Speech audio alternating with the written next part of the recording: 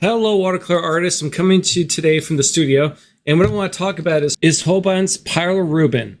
Now, I purchased this when I was over in Japan recently, and I had no idea that Holbein was even a Japanese company until I got to Japan. I went to an art supply store, and I can't tell you how cheap the paints are. Like, you ever go there, load up. I got, I think 64 or 70 tubes of paint. Like, I was throwing shirts away. And what I'm doing here for this first part is I'm going from light to dark with a wash just to see what the color. So Pyro Rubin is PR264. That's the actual pigment number, so it's a single pigment paint.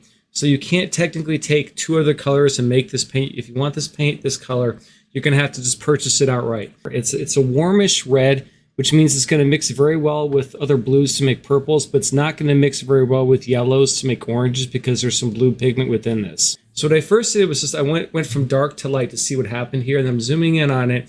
You can see it is kind of a granulating red. It can get relatively dark also, so it's not a super dark color. So it's not going to give you a number 10 on the scale of 1 to 10, with 10 being the darkest darks. It's going to give you like a 7 or an 8 maybe at best. Now for the second swatch here, what I'm doing is I'm putting down the color, and I'm going to try to get the water even across the whole surface. Then I'm going to let that dry for a few minutes. Once that starts to get dry, I'm going to go back into here and I'm going to drop some more water, wet into wet. So what it's going to do is it's going to create an intentional water blossom. My goal is I want to see how much the water blossoms push the pigment aside. What I'm doing is I'm coming back in here with some water and dropping that into the mixture while it's still wet on the paper. And you can see the color does start to separate quite a bit.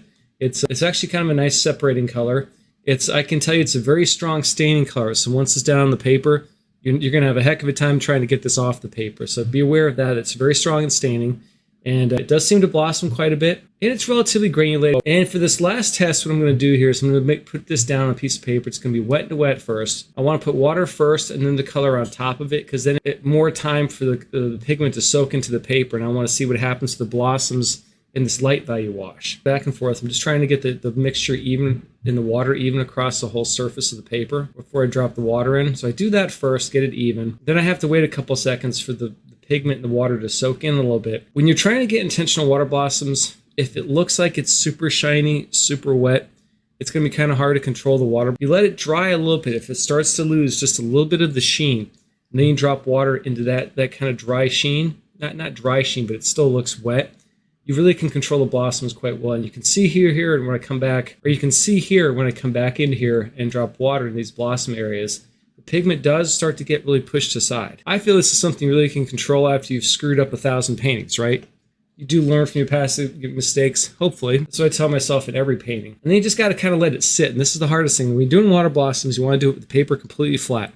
You don't want anything elevated because that's going to move the water and the color wherever gravity's going.